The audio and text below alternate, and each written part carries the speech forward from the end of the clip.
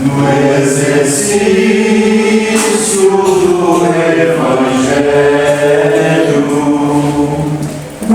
o exemplo de Paulo seguindo,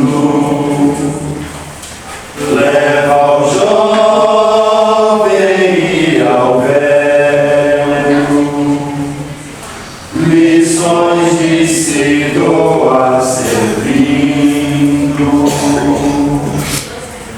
Nas alturas da vida, no desespero da dor, És mensageiro da luz, instrumento sublime do amor. Mais um farol a brilhar, luzeiro na treva densa.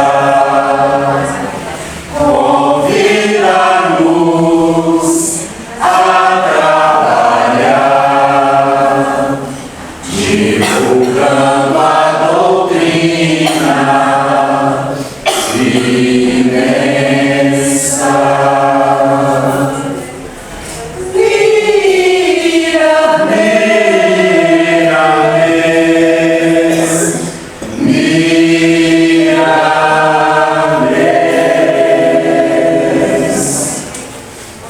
Boa noite a todos.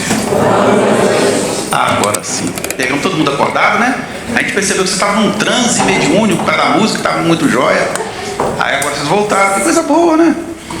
Pessoal, com muita alegria que a Casa de Viramês recebe a todos vocês para mais uma noite à luz da doutrina espírita. Nós estudamos assuntos que vão nos trazer a transformação bendita. E essa noite nós vamos falar sobre um tema bacana, extremamente desatualizado, não é interessante: relacionamentos humanos. Concorda comigo? Que o mundo que o diga, né? Quão desafiante é esse tema. Quem vai falar para nós vai ser nosso irmão Vladimir.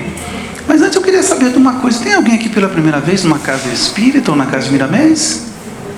Seja bem-vinda, seja bem-vindo. Que Jesus traga o esclarecimento e o conforto que vocês vieram buscar.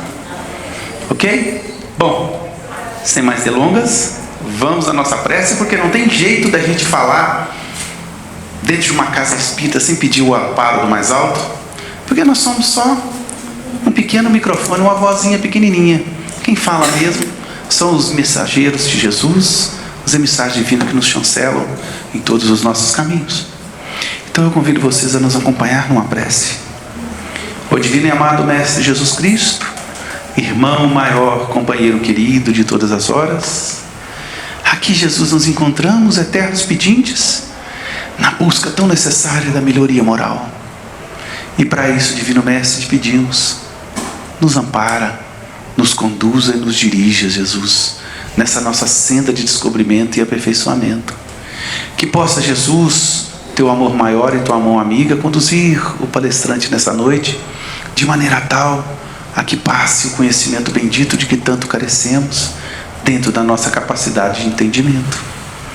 Jesus, envolva-nos com tuas vibrações maiores nesse momento de tanta agitação da orbe. E fica conosco, Divino Mestre, hoje, agora e por todo sempre. Que assim seja.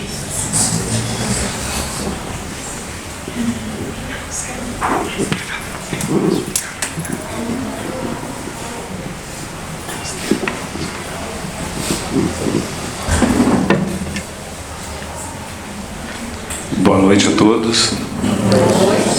Nossa, que harmonização, né? Que entrada assim, triunfal, né? É muito bacana a casa espírita, que ela nos alimenta a alma, né? E isso facilita as nossas relações humanas. E o tema hoje é justamente isso: relacionamentos humanos. Alguém tem algum problema com isso? Não. Imagine, né? Todos nós. Então, quando se fala relacionamentos humanos, é tão abrangente isso, né, que eu comecei a pensar: as crianças têm algum problema de relacionamento? Tem. É na escola, os amiguinhos, né, os coleguinhas, os irmãos, os primos.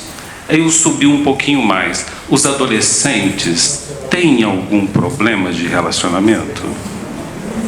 Tem também. As dificuldades da própria adolescência já é um grande problema, né? É muito complicado essa busca de identidade, esse amadurecimento, né? Eu estou pronto, mas não estou pronto. Eu estou grande para algumas coisas, mas muito pequenininho para outras tantas. Então é um momento muito conflituoso. E eu subi um pouco mais. Nós, adultos, temos algum problema de relacionamento? Não! Imagine! Com o esposo, esposa, o amásio, no trabalho, com os pais, com os filhos, com os namorados, com os maridos ou com as esposas. Ufa, é muito problema, né? Então eu busquei, para compreender os relacionamentos humanos, eu busquei no volume 5 da obra da Joana de Ângeles, que fala do ser consciente. Uma forma da gente buscar a compreender o que pode nos levar a esses conflitos nas relações. Quando estamos aqui na casa, é maravilhoso. Essas músicas são, sabe, essa melodia, essas letras nos alimentam a alma. E a gente torna as relações muito melhores. A gente sai daqui muito melhor. E a Joana de Ângeles estudou no plano espiritual por 50 anos. Psiquiatria, psicologia e psicanálise. Para que ela pudesse trazer para a gente uma forma de levarmos essa harmonia da casa espírita para casa. Levarmos essa harmonia da casa espírita para os nossos lares, para as nossas relações, para o nosso trabalho, para o cônjuge, para a conja, né, como diz alguns aí, para os nossos amigos, para as relações. Então, ela fala no volume 5 do ser consciente, ela fala que nós temos uma necessidade de termos consciência para compreendermos o nosso eu profundo. Só a partir do acesso ao eu profundo eu consigo sair da superficialidade. E saindo da superficialidade, eu consigo acessar o outro. Sair da superficialidade é sair da mediocridade. Mas tá, tudo bem. Então eu vou sair da superficialidade. Mas o que em si é o grande problema da relação? Porque é o ponto em que a gente vai atacar agora. Qual é o ponto que enfraquece as relações? Eu vou ler aqui o que ela disse, se me permitirem.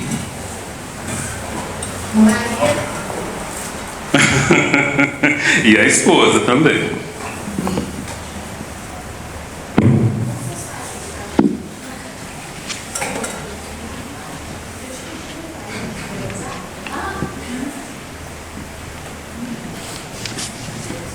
Ela fala, quer ver? Deixa eu achar aqui.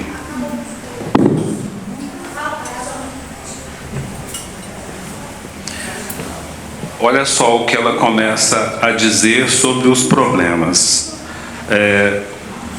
dos relacionamentos humanos. Porque eu busquei no capítulo 5 os problemas existenciais, que vai trazer para a gente o problema das relações.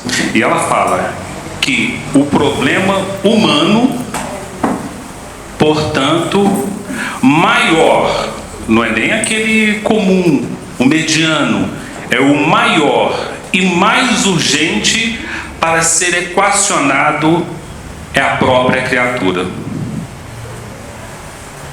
Então, o problema das nossas relações é a própria criatura. ela fala um pouco mais à frente. Uma repetição dessa fala.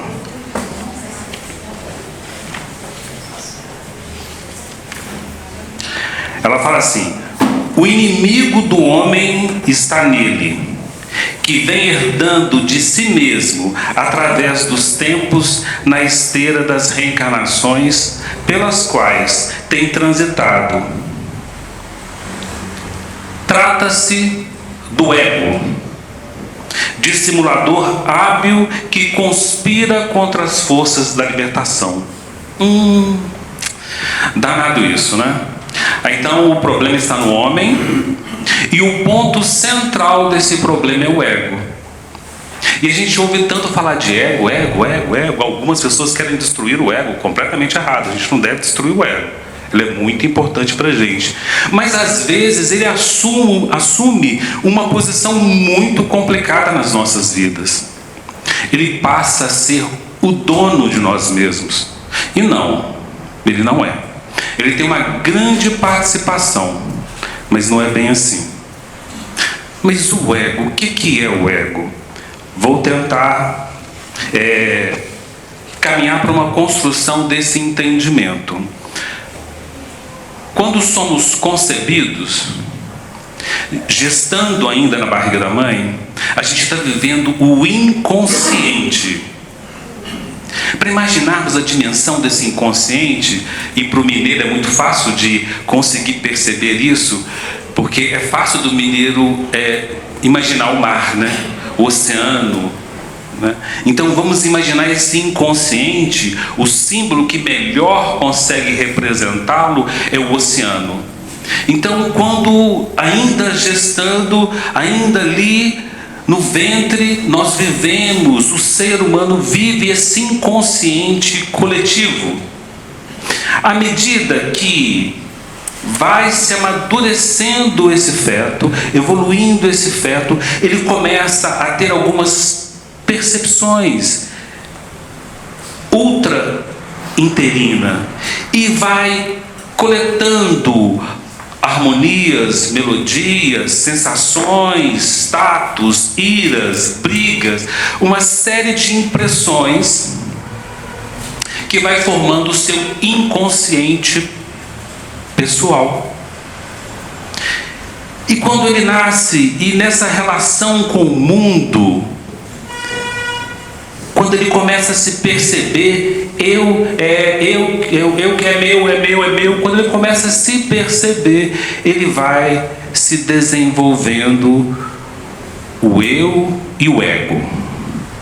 O ego, então, ele surge da diferenciação da consciência do inconsciente, da diferenciação do inconsciente pessoal e da diferenciação que vai surgindo da consciência, daí o ego. Então o ego, ele cumpre um papel de gestor. Ele é o centro da consciência, mas ele não é toda a consciência. E para que ele consiga relacionar, ele tem alguns mecanismos que facilita, que o auxilia, para que ele consiga se relacionar, que são as máscaras sociais. A gente precisa ter alguns papéis sociais para que a gente consiga relacionar e, de certa forma, o ego fique protegido. Então eu aqui, de repente, eu estou usando uma máscara do tarefeiro da casa de Miramês. É um papel social das relações. Aqui eu não posso ser o marido, aqui eu não posso ser o filho, aqui eu não posso ser o pai, aqui eu sou o tarefeiro da casa de Miramês. Então eu estou com esse papel social, essa persona que de certa forma me protege. Protege o pai, protege aquele trabalhador, protege o esposo que eu sou. E esses papéis, que são diversos, né? No momento em que a mulher está no papel de mãe, dificilmente ela vai conseguir ser, ou não deveria ser, a trabalhadora. ela não deveria ser executiva, ela não deveria ser aquela mulher de negócios enquanto ela está no papel de mãe. Imagina ela se ela fosse, vamos supor que ela leve o trabalho para casa, e ela é uma policial. Então chega aquela sargentona dando ordem para os seus filhos: sentido, mão na parede. Esse papel não caberia muito bem. É de mãe, é diferente. Então isso protege o ego. Porém, além das personas, existem algumas que fixam muito. Porque o ego também, ele é muito sentimental, ele envolve, ele é muito emocional. E às vezes ele assume algo que Joana de Ângeles trouxe para a gente, que é extremamente prejudicial para as relações. Porque ele também pode ser possessivo demais. Principalmente quando essas personas começam a ficar fixadas. Quando ela acha que ela é o dono de absolutamente tudo. Como Saulo de Tarso. Olha um paralelo legal, né? Saulo de Tarso achou que ele, o doutor da lei, eu mando isso vai acontecer da forma como tem que ser, da forma como eu quero. Por isso ele perseguiu tantas pessoas. Porque o ego inflado na persona, ele não ouve o outro, ele não permite as relações humanas, ele se fecha, ele se acha o dono e a autoridade de tudo, enquanto o ego é apenas o centro da consciência. Joana de Ângeles fala que ela pontua 3 situações que ela chama de os gigantes da alma. E mais à frente, na série psicológica, ela vai falar que são os destruidores gigantes da alma. Ela pontua 3. Ela pontua o ressentimento. Ressentimento vem de quê? Vamos lá. Sentir, sentimento, sentir novamente, ressentimento. É o sentimento que volta e volta, e eu fico nesse ressentimento, nesse loop incansável que atrapalha as relações. O ressentimento, ele é tão poderoso, enfraquece tanto o ser humano, que ele enraiza no coração da pessoa. E ela fica nesse loop: nossa, eu de novo, oh, que maldade, o que fizeram comigo? E aquela lamentação, aquele murmúrio, aquele melindre interminável. Segundo Joana, imaturidade do ego. Ego infantil.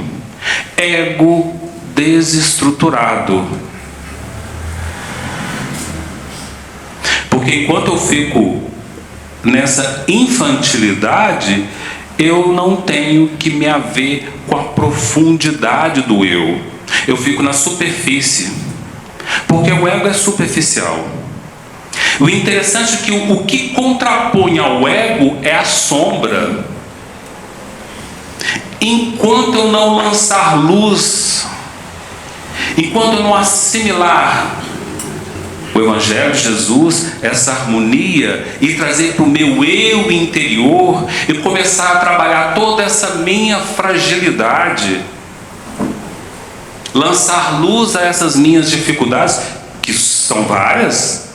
Nós temos inúmeras dificuldades na vida. Porque, como foi bem falado aqui, eu herdo muita coisa de outros tempos, de outras encarnações.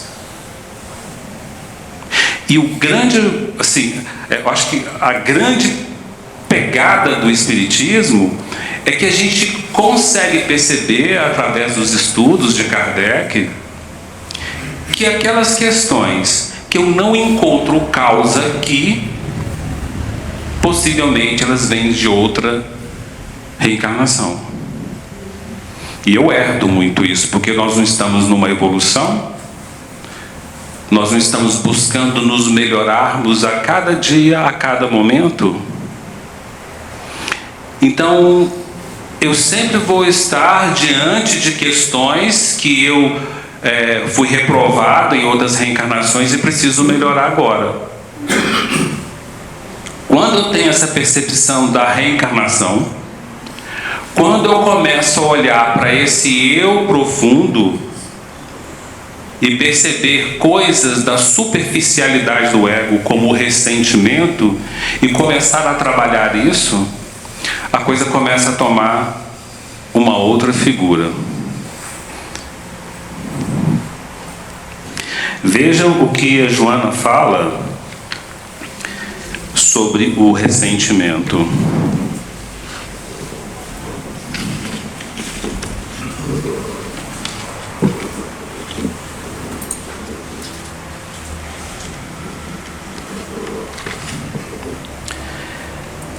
São tormentos psicológicos.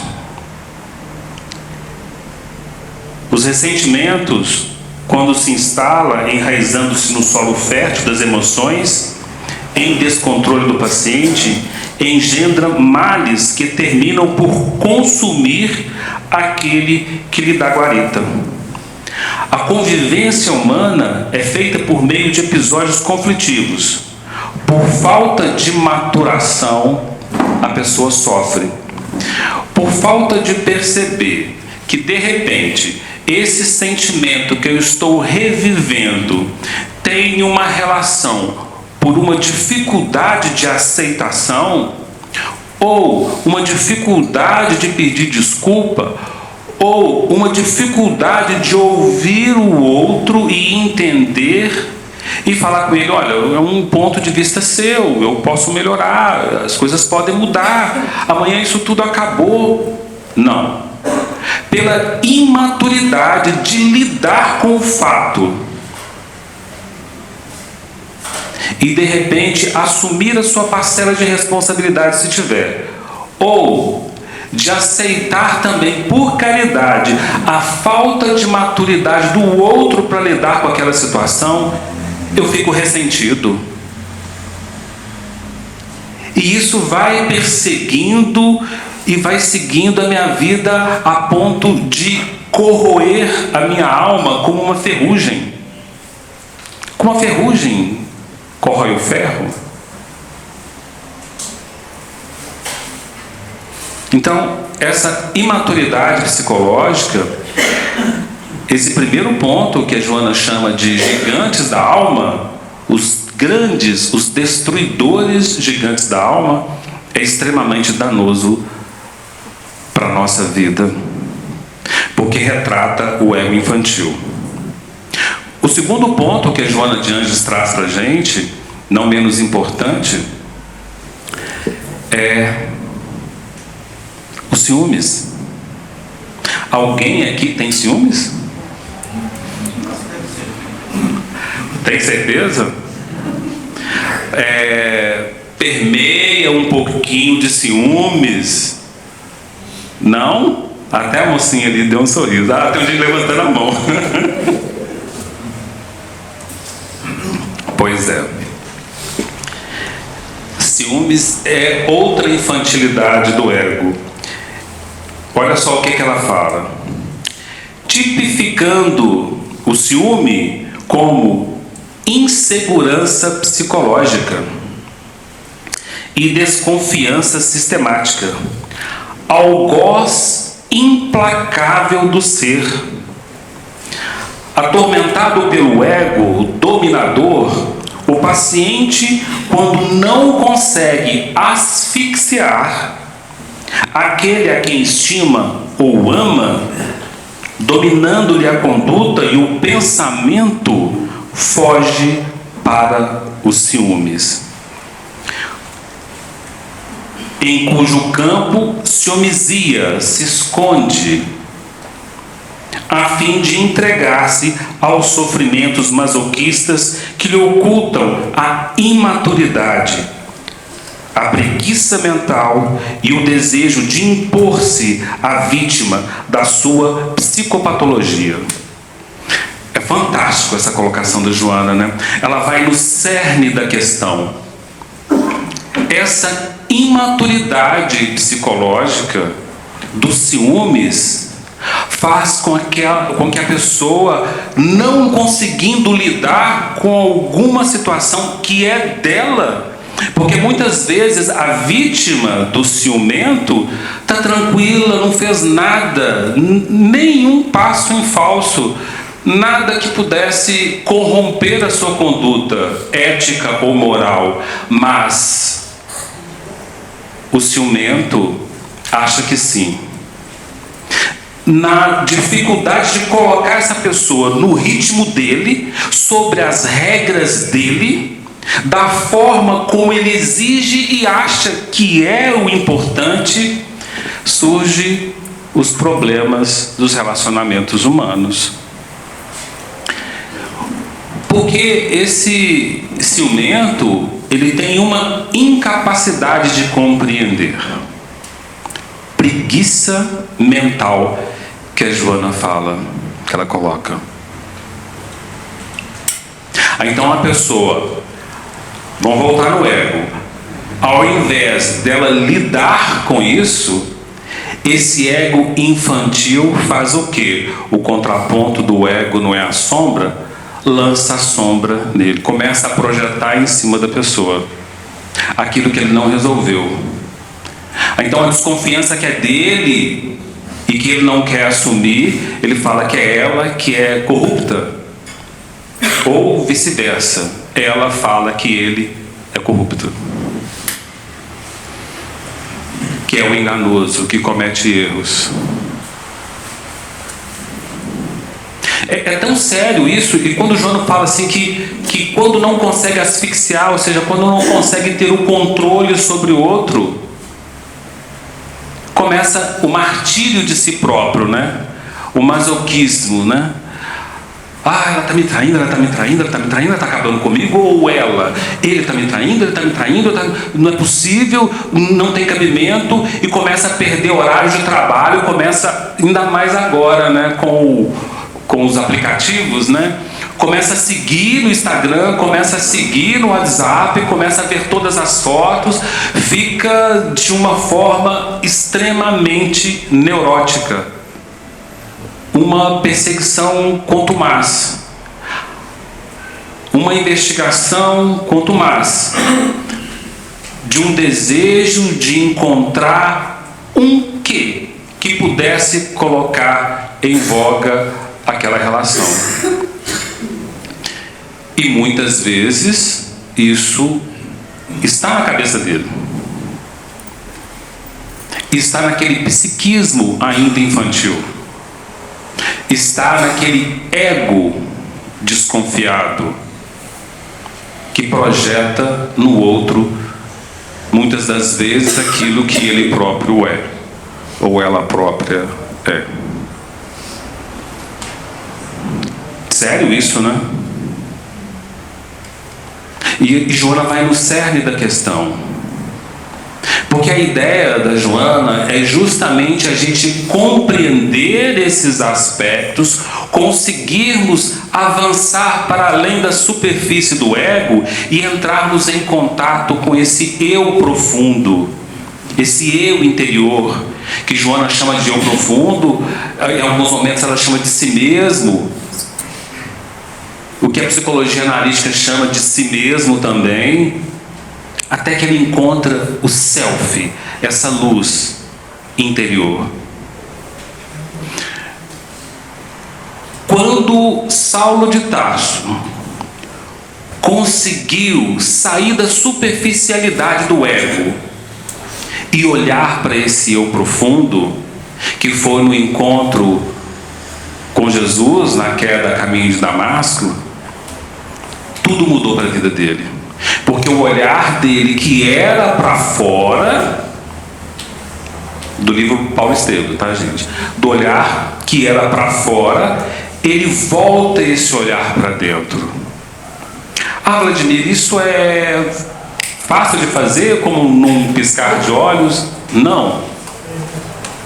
O próprio Saulo gastou 3 anos no deserto se lapidando para conseguir fazer esse encontro com ele mesmo, com esse eu profundo.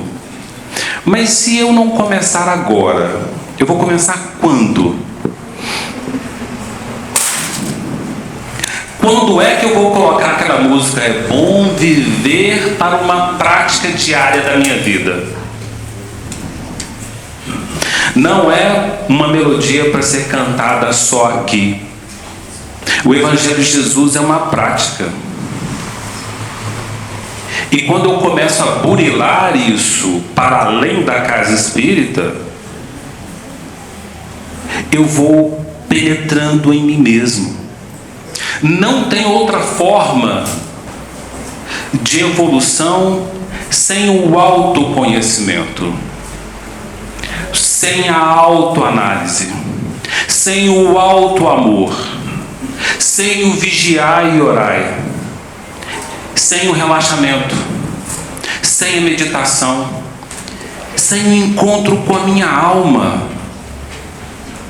Eu não consigo evoluir sem isso. Não tem forma, não tem outra forma de evoluir se não for assim. E veja o que a Joana diz pra gente. Olha só, dessas palavras que eu trouxe aqui. Somente consegue essa lucidez aquele que se autoanalisa, disposto a encontrar-se sem máscaras. As máscaras do ego, as personas, que a gente às vezes fica escondido atrás da persona, como o próprio Saulo de Tarso, escondido atrás da persona de doutor da lei. Quando ele, depois de cair literalmente do cavalo e perceber que ele não encontrava felicidade em absolutamente nada, a pessoa que amava foi-se embora, e também convertida pelos cristãos, até então homens do caminho. A paz de Estevão, que era fantástica, depois de apedrejado, semi-morto, ainda feliz, e ainda o perdoou. Essa paz o Saulo não tinha encontrado. Se não fizermos essa viagem para dentro, a gente pode ter as posses que forem, os melhores carros, as melhores roupas, as melhores viagens, as melhores tudo. Se não tivermos esse crescimento espiritual, não funciona.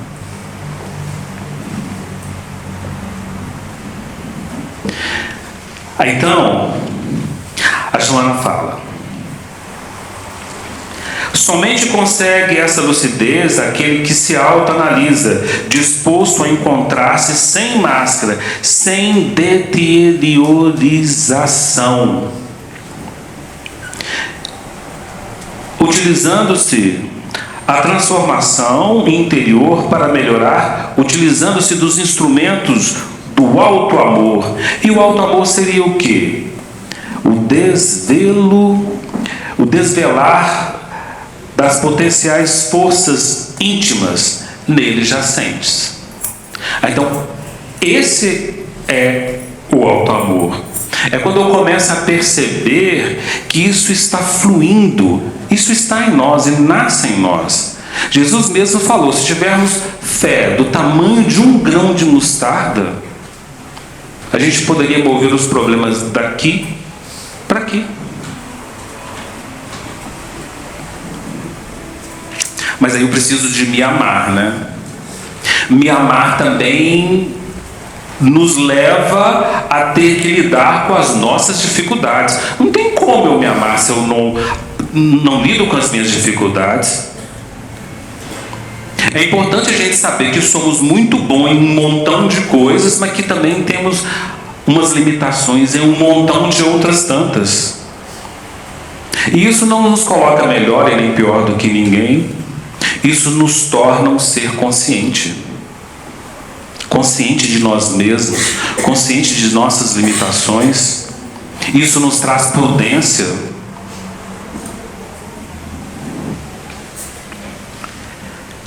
Autoestima leva-o à fraternidade, ao convívio saudável com o seu próximo, igualmente necessitado. Olha que interessante a autoestima. Fraternidade, convívio, isso é um grande facilitador dos relacionamentos humanos. Autoestima. Eu preciso entender que as dificuldades... Aí o conhecimento da reencarnação, né? Não somos reencarnacionistas? Eu preciso entender que algumas limitações que eu tenho, talvez seja por misericórdia divina. Porque talvez se eu tivesse facilidades nesses quesitos, eu estaria perdido aí, na esbórnia total. Mas de repente essa limitação pode ser um grande facilitador para a nossa vida, um grande auxílio. De repente o meu fígado, que tem uma série de problemas, que tem osteoporose hepática, pode ser uma benesse, porque aquela pessoa que tem essa patologia, ele não vai poder exceder nos alcoólicos. Aquele que já encarna com um pulmão enfraquecido, outra benesse. De repente ele está se livrando do tabagismo. Muitas vezes, sequelas de outras vidas. Dr. Paulo César Frutuoso, um grande médico, especialista em oncologia e outras especialidades mais, ele é do Rio de Janeiro, professor da Universidade do Rio de Janeiro. Ele trabalha no Lar Frei Luiz. E o Lar Frei Luiz é fantástico, trabalha com materializações de espíritos para tratamentos médicos. Ele estava numa sala de recepção junto com o médium, que estava uma frase que não é utilizada muito na doutrina espírita, né?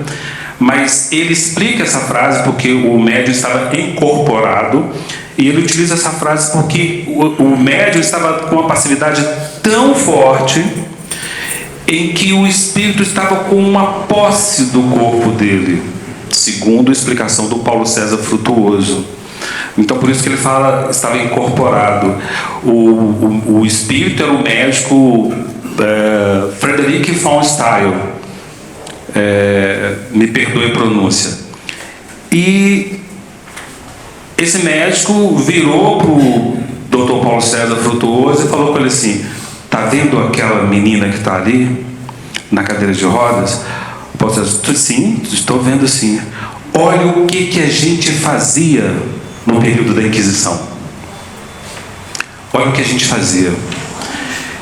E o Dr. Paulo César começou a observar a menina na cadeira de rodas.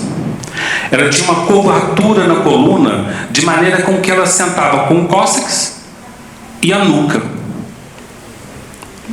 O restante da coluna não encostava no encosto da cadeira. Retorcida, as pernas retorcidas, traqueostomizada. E o Dr. Paulo César Frutuoso questionou a mãe que estava acompanhando o que era. O que acometeu a mocinha e tal. Ele falou: síndrome de Larsen. Síndrome de Larsen? É de nascença? É de nascença. Aí o Paulo César Frutuoso foi pesquisar o que era. Todos os sintomas que essa mocinha tinha, 30 anos, que essa mulher tinha, todos os sintomas eram semelhantes aos sintomas daquelas máquinas de tortura da Inquisição. Quando o Dr. Frederic questionou a Paulo César o que nós fazíamos, porque ambos sabiam que eles fizeram parte da Inquisição. Torturaram muitas e muitas pessoas. E aquela moça vem com uma sequela semelhante às máquinas de tortura daquela época e apresenta na frente deles. Curioso como o Dr. Paulo César Frutuoso, ele pesquisa e confere. Então, assim, quando a gente não consegue compreender uma patologia de agora, é possível que ela esteja em outras reencarnações. E esse entendimento não é para a gente acomodar nessas situações. Esse relato está no livro Espíritos Decaídos e Materializados, tá? Do Dr. Paulo César Frutuoso. Então, esses entendimentos de momentos da vida passada, não é para a gente acomodar e achar que não dá para seguir. Não convém seguir, ou mais fácil é se aquietar. Muito pelo contrário. Aí sim é que eu preciso vencer essa dificuldade. Ok? Seguindo. Oração. Olha que bacana. A oração amplia-lhe a faculdade de entendimento da existência e da vida real. Orar pelo outro, orar por nós mesmos, orar pelo momento que nós vivemos, que é um momento extremamente conturbado, né? Mais uma guerra se explode de vez. Questões políticas em nosso país de extrema preocupação. Uma vereadora do Sul, do partido de esquerda, recebeu 10 facadas. Olha que tragédia. Então vivemos momentos em que a oração é extremamente importante para que a gente propague essa vibração que buscamos, que encontramos aqui hoje. Que a gente consiga expandir isso para os nossos lares, para a cidade toda, para o mundo.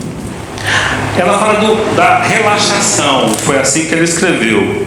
A relaxação proporciona-lhe harmonia, horizontes largos para a movimentação. Essa necessidade que nós temos e que não fazemos de parar. Parar. A cada dia que passa, a gente está mais tomado pela internet. Cansa ficar no WhatsApp, cansa ficar no Instagram, cansa ficar no Facebook, cansa ficar nos aplicativos do trabalho. E o trabalho dá um celular, né, para muitas empresas dão um celular para o profissional e fala, nossa, última geração, dá um notebook e fica feliz, não tem sossego mais. 24 horas a empresa cobrando, e todo mundo cobrando, e cobra, e cobra, e cobra, e as nossas questões pessoais também são cobradas, e as relações começam a ficar muito rápidas. A gente coloca na velocidade 5 agora para ouvir a mensagem. Tchau, pronto, acabou, já ouvi a mensagem, já passo para outra. O abraço é aquele bonequinho amarelinho assim, abraçadinho assim, a gente não chega para o outro, igual eu dou um abraço naquela pessoa ali, porque eu amo ela, uma grande amiga. Então eu dei um abraço nela quando eu a vi aqui, já uns dias que a gente não se vê, né? Não tem isso mais, é um bonequinho amarelinho com um abracinho. Ou então, tchau. Então as relações estão ficando muito fluidas, muito voláteis. E o relaxamento, a relaxação, como ela coloca aqui, é importante para que a gente facilite as relações. Que hora que vai terminar? Porque tem... normal mesmo? Mesmo é? Ok. E a meditação ajuda a crescer de dentro para fora, realizando-se em amplitude e abrindo-lhe a percepção. Joana de Ângeles toca muito nesse ponto aqui, nesse livro, O Ser Consciente, sobre a meditação, que é algo também que a gente não faz. Não custa tirarmos alguns minutos, a gente não precisa relaxar, fazer uma meditação de 1 hora, né? Com aquela perna em posição de lótus, né? Não precisa. Pelo menos a gente colocar uma música leve, lenta, talvez instrumental, se possível instrumental, se possível espírita também, instrumental, né? Minuto de meditação tem uma série de músicas aí. Hoje com os aplicativos fica muito fácil da gente encontrar uma música assim e relaxar, sentar normalmente como a gente senta e tentar nos conduzir para o interior de nós mesmos, buscando esse eu profundo. Bom, eu falei de 2 pontos, eu disse que Joana pontuou 3, não foi isso mesmo? Eu falei do ressentimento e dos ciúmes, mas faltou outro que eu acho que, por isso que eu demorei a falar. Eu acho que a gente não tem inveja. Sim, não, mais ou menos, coluna do meio, tem, não tem? Pois é um terceiro aspecto que ela pontua dentro daqueles gigantes da alma, os grandes destruidores da alma, a inveja. Olha o que ela coloca: o paciente da inveja lamenta o triunfo alheio e não luta pelo seu. Não luta. Eu fico tão preocupado com o desenvolvimento do outro que eu não olho as minhas questões. Aí quando você vai falar alguma coisa para ele, nossa, você poderia conduzir assim? Ah, mas fulano faz desse jeito. Não, nós não estamos falando com fulano. Nós estamos falando com você. Não, mas que ciclano fez aquilo? Nós não estamos falando de ciclano também. O olhar está sempre no outro. Porque quando esse ego infantil olha para o outro, ele não tem que se haver com as suas fragilidades. É muito fácil. É muito fácil. Eu ficar, tadinho de mim, nossa. Mas fulano fez assim, é tudo comigo, né? Somente eu. Eu nasci para sofrer mesmo. Perceba a infantilidade do ego, a imaturidade, a preguiça mental de olhar para si. Respirar fundo. Eu falhei? Tá bom, eu falhei. Quem não falha? Vamos melhorar? Você me ajuda a melhorar? Como eu posso melhorar? De que maneira eu posso fazer para que isso tenha um outro resultado? Um pouquinho melhor, não precisa ser excepcional, um pouco melhor. Isso é olhar para si. Outra forma também que a pessoa que é acometido dessa psicopatologia da inveja e que fica preso aí é falar que tudo que deu errado é o olho gordo, é o invejoso, que inveja de mim, inveja do meu sucesso, também não está assumindo a sua dificuldade diante da questão.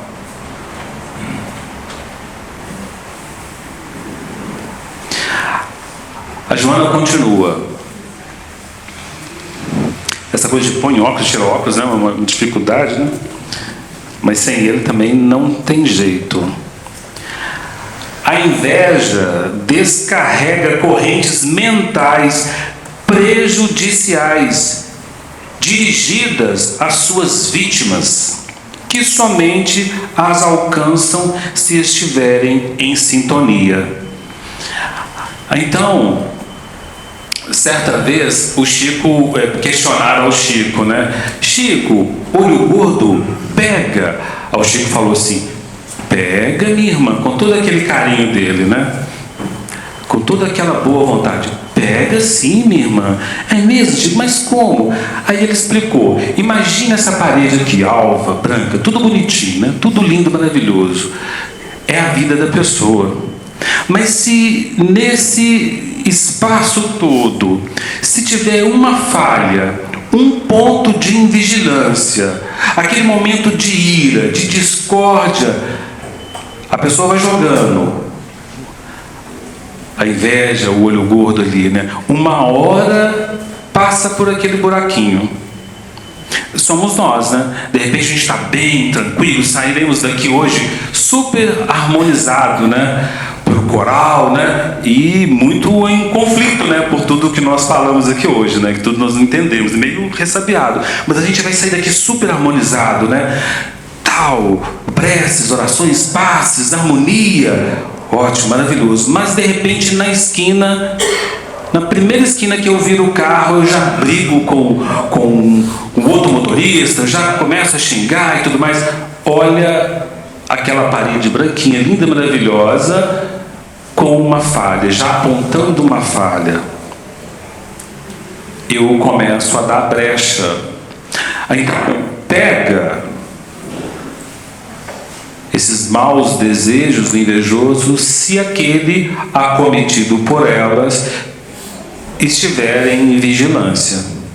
Foi isso que Joana quis trazer para a gente.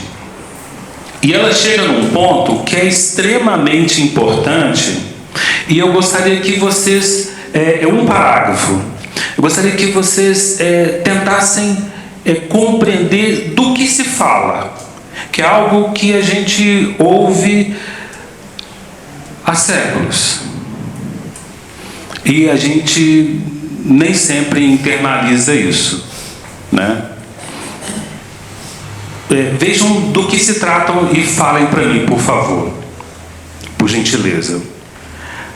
A Joana fala, ainda no capítulo 5, os problemas existenciais ou problemas humanos. O cultivo da alegria pelo que é e dos recursos para alcançar outros novos patamares, enseja o despertar do amor a si mesmo, ao próximo e a Deus, como meio e meta para alcançar a saúde ideal, que lhe facultará a perfeita compreensão dos mecanismos da vida e as diferenças entre as pessoas, formando um todo holístico na grande unidade. Eu falei de quê? Sim, avança mais. Quem mais ajuda? Fraternidade, amor ao próximo.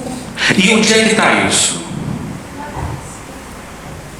Aonde está isso escrito? Que Jesus falou e deixou para a gente.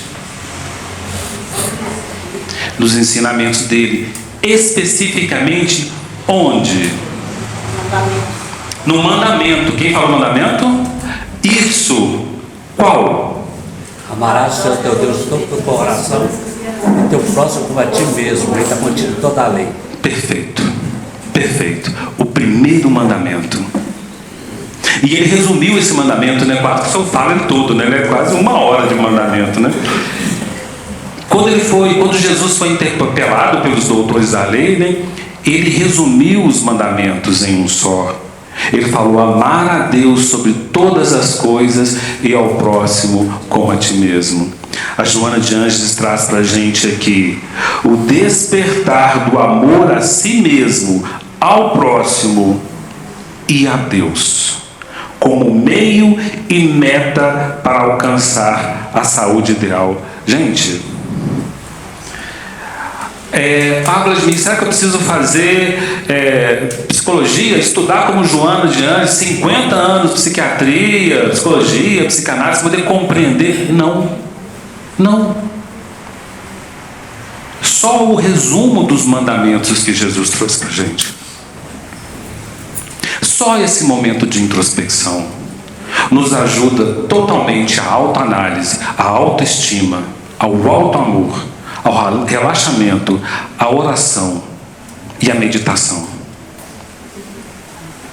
Isso basta para que a gente consiga encontrar esse eu profundo e sair dessa superficialidade do ego. O ego não é dono da nossa consciência. Ele não manda na consciência. Ele é gestor.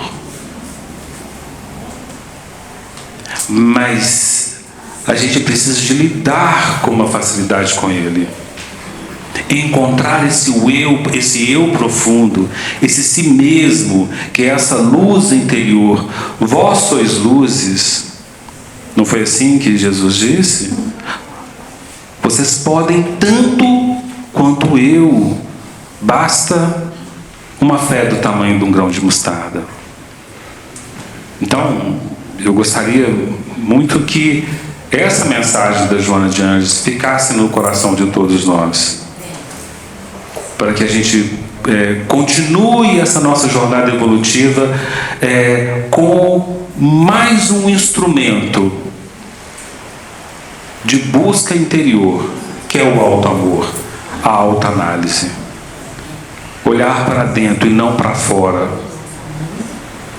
Óbvio que nós precisamos das questões materiais para sobreviver. A gente fica pensando em aposentar, melhores condições, uma casa melhor, um carro melhor. A gente precisa disso, mas isso não pode me definir. Eu não posso me tornar escravo disso. De repente eu preciso chegar aos meus 70 anos e falar assim: gente, não dá mais. Eu não vou, como diz o pessoal no interior, né? Eu não vou enricar mais. Vamos olhar para dentro um pouquinho e buscar essas essências da alma.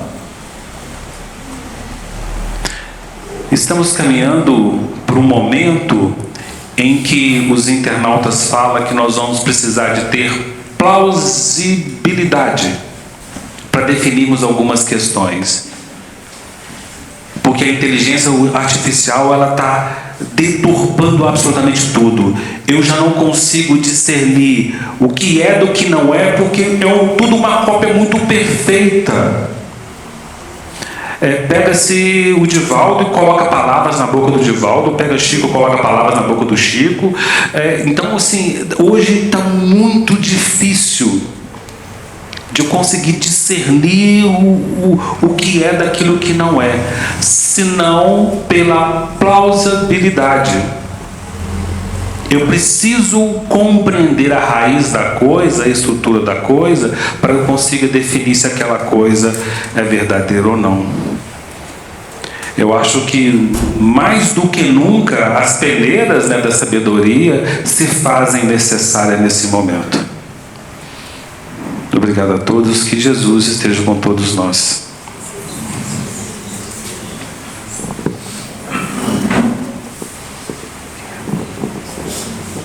Vamos elevar o nosso pensamento a Deus e agradecer por toda a benevolência com que Ele nos trata, por permitir que em meio a tantas lutas a nossa alma possa descansar em locais como essa casa.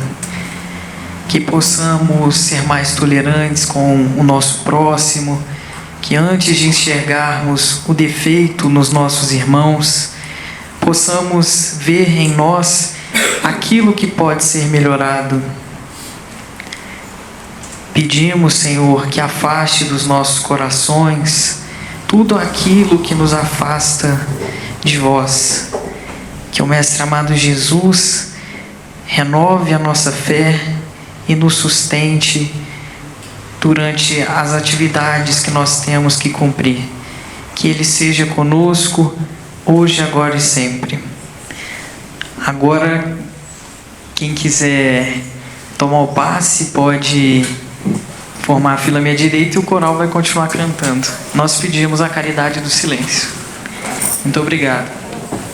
Graças dou nessa vida pelo bem que revelou.